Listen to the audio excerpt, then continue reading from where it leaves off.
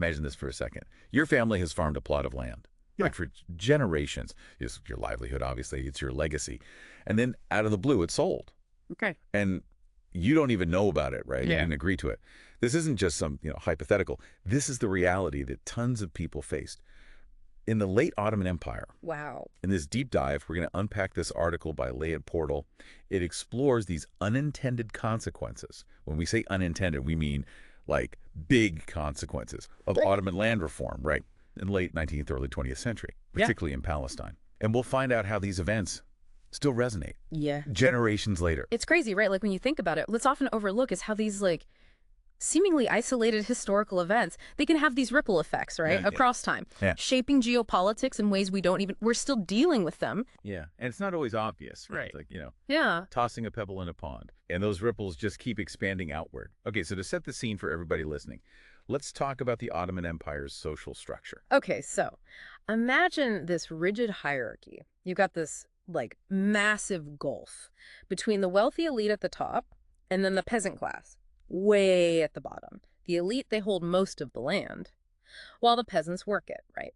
Now contrast that with Europe, or even Russia at the time, where the lower classes, yeah, they had their own challenges, but they had slightly more access to things like education and just opportunities to learn different skills. This difference in social mobility, it played a huge role in the Ottoman Empire's ability, or I guess inability, to adapt to major changes. Like, think about the Industrial Revolution. So they were trying to keep up with the times, but they had this like really rigid social structure holding them back. Exactly. And then on top of that, right, they were dealing with this major financial crisis in the 19th century. They were desperate for solutions, and all eyes fell on the land, their most valuable asset. And this is where land reform comes in. Ooh, land reform. Yeah. Okay, so land reform, I mean, that doesn't sound like a recipe for disaster necessarily. What went wrong? Right. Well, the Ottoman government, they needed cash, obviously, and they decided to, try to modernize land ownership. On paper, it was supposed to create a more efficient system, but in reality, total backfire. So this attempt to like fix things actually made things worse. Remember that, deep-seated mistrust between the classes. The peasants were already wary of the government, right? And they saw these reforms as like just another way to exploit them. They were terrified of losing their traditional land rights. Like, what if they were left with nothing? And on the other side, you have the elite clinging to their power and obviously their wealth. I'm sure they weren't thrilled about this either. You got it. The elite saw these reforms, and to them, it was a direct attack on their centuries-old dominance. So the result, this like volatile mix, you've got fear, you've got anger, resentment, all brewing across the empire. And this is where the Palestine case, it becomes really important. This is where we see those ripples, right? Turning into like tsunamis. Because while this is all happening everywhere, Portal's article, highlights how Palestine became a focal point for all this. But before we get into that, can you remind everybody listening about capitulations? You mentioned them earlier, and I think it's really important to understand how they fit into all of this. Yeah, for sure. Capitulations. Okay, so there were basically these agreements. The Ottoman Empire made them with European powers, and it granted foreigners all these special rights within their borders. The idea was, at first at least, to encourage trade. But they had this unintended consequence. They paved the way for foreigners to buy Ottoman land, which before that was really restricted. Okay, so now we have, it's like a perfect storm brewing, right? Social unrest, economic instability. And now you've got these capitulations that are letting outsiders purchase land. So what happened next? Okay, so imagine this.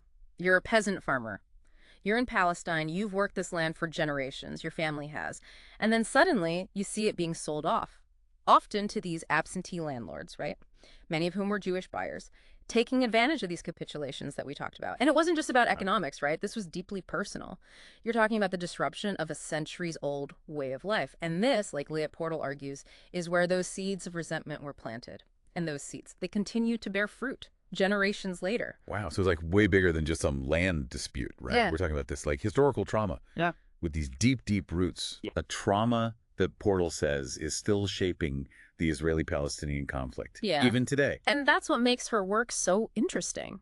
She's not just giving us a history lesson. She's connecting the past and the present. She's saying that this sense of dispossession that those Palestinian farmers felt back in the late 19th, early 20th century, it still echoes through generations. It's like fueling the conflict that we see playing out today. That's a really powerful argument.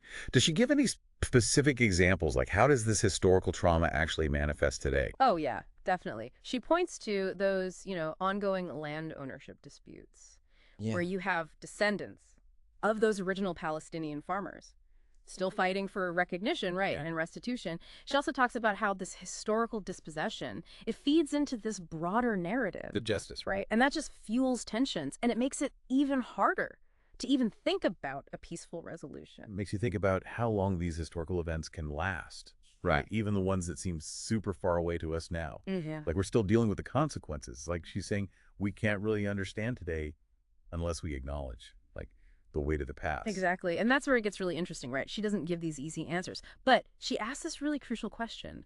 How do we move forward? Like, how do we break free from these historical chains, these things that are still binding us? It's a question we should all be asking. And not just about this conflict, right? But about all the other historical traumas that are still casting a shadow on the world. 100%. Sometimes, if you want to build a better future, you've got to understand the past, all the complexities, and then hopefully try to reconcile with it.